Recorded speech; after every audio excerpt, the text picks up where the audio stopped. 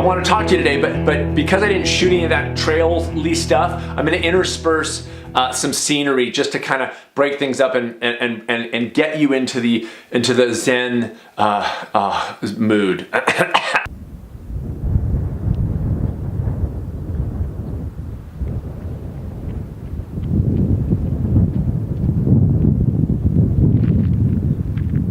This week, less, yes, I did a trail run yesterday with Sid and Bree. Great, good elevation. Felt really good. Today I did a little more monkey bar training, but my experience with these things this week has got me thinking about what I want to talk about, which is training. I'm training for the Spartan race. Little aside, I'm blogging basically once a week. If you haven't signed up for my mailing list, do it, because I'm just kind of shooting this thing out there, sidgarzahillman.com. Put your email address in there and sign up for my blog. It's kind of where I'm at right now with the written thing. Okay, back to this whole thing. So I'm training for the Spartan race.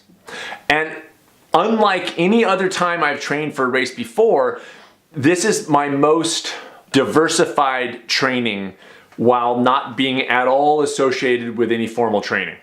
I'm not following a training plan. I didn't go to Spartan, whatever their website is, and get a recommended something or other. I'm doing strength.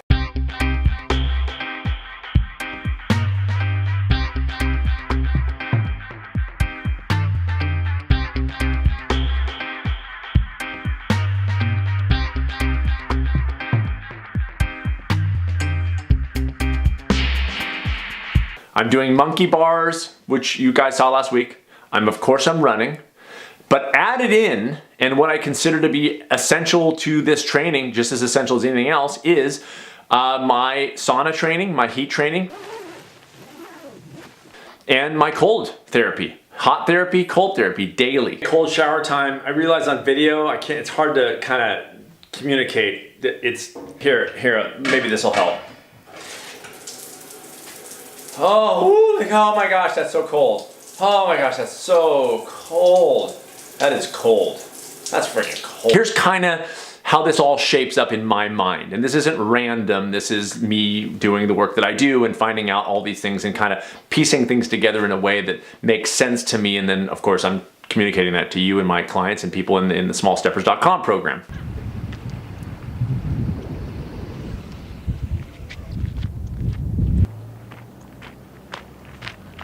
One of the last subjects I tackled in my podcast before I axed it, dabbling in the extremes and how that affects your day-to-day. Dabbling in the extremes is a way that we can put our bodies and minds in stressful situations, but not long enough that the stress becomes debilitating. In other words, 6 minutes to 10 minutes in a super duper cold shower or river is going to be very cold, and it is going to put the body into a certain amount of stress in the sense that it will respond in the way that it's designed to.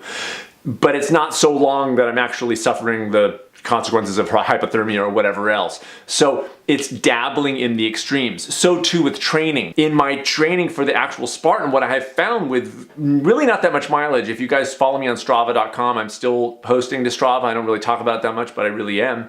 You'll see my mileage isn't massive.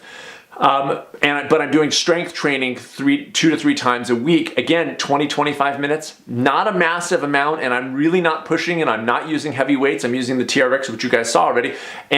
But my gains are significant as compared to previous races. I went on that trail run yesterday with Sid and Bree. Finished it stronger than I finished it in a long time. It was a lot of elevation, and the last bit I was feeling fantastic. The end of it, I was feeling fantastic.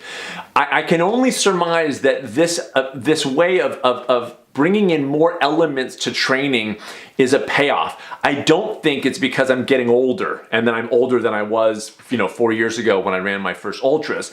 So unless there's just something I've never read about that the older we get, the faster and better shape we're in. I've never seen studies on that. This way of dabbling in the extremes in a multitude of areas seems to me to be strengthening my overall fitness and endurance.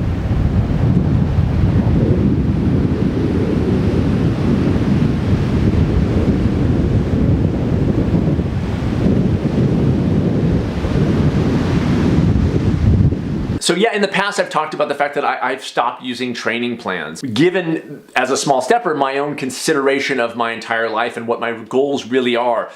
This is beyond what I refer to as umbrella goals, which is like, don't forget we're trying to be happy and trying to feel good. This is not that. This is actually, if you're training for a race, like really what are your goals with this race? Well, I've never run a Spartan race before.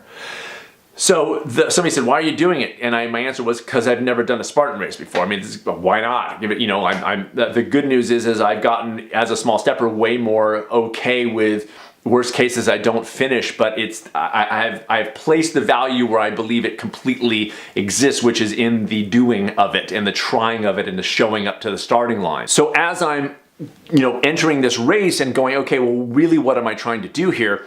It has zero to do with a time. It is literally I want to finish the race. That is my goal. I want to finish the race. That's it. So because of that, there's no need for me to do the research on the most optimal way. I just blogged about this, the most optimal training plan to increase your minute per mile, but you know, all this kind of, I know that I generally need to strengthen my body.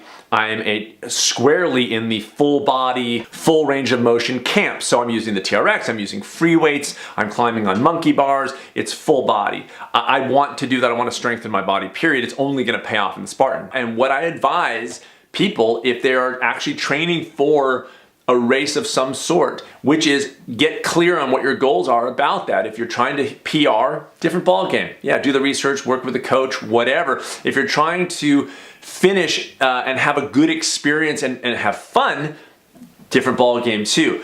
That's where I'm at in my life. In general, the people that I am working with and advising are in that same kind of boat. We're looking to do fun things and new experiences, and sometimes we can get lost in the immediate move to the optimal, to the best, to the rigidity, to the militancy of following something to the T, when really it's not at all necessary given our goal of just wanting to finish it and having a good day, you know, and sort of simplifying those things in that way is a big payoff in the end. So really, if you look at what I'm doing, the heat, the cold, the diet is I mean, I just eat well, that's just kind of a thing, I don't really think about it. Running and the strength training, if you look at all those things, it sounds massive. When you add that up per day, it is less than an hour per day.